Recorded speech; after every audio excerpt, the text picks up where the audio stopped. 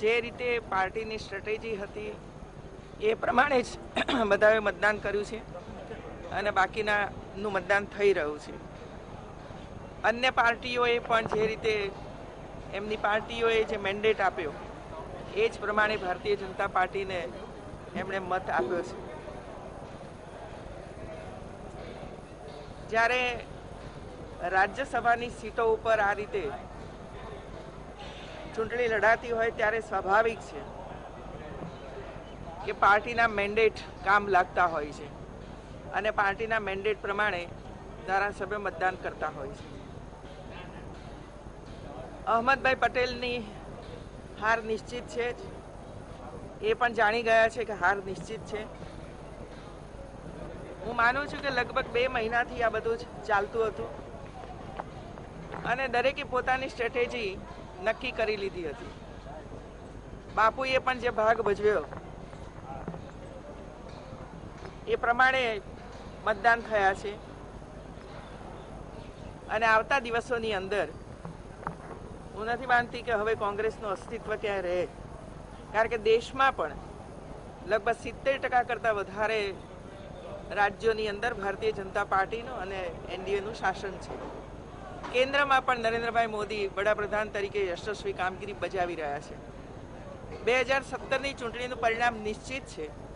એનો પાયો આ રાજ્યસભાની ચૂંટણી નાખી દીધો છે અને 2017ની ચૂંટણીમાં જ્યારે જંગી બહુમતીથી ભારતીય જનતા પાર્ટી જીતે તો 2019ની ચૂંટણીનું ભાવિ પણ નિશ્ચિત જ છે. અને એટલા માટે આ ચૂંટણી મહત્વની ચૂંટણી હતી રાજ્યસભાની, અને આ રાજ્યસભાની ચૂંટણીનું પરિણામ સાંજે 5 વાગ્યા પછી આવવાનું છે.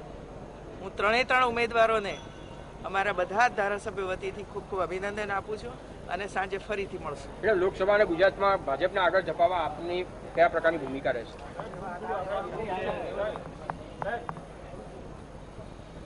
કોઈ પણ પાર્ટી એના સંગઠનથી મજબૂત બનવી જોઈએ.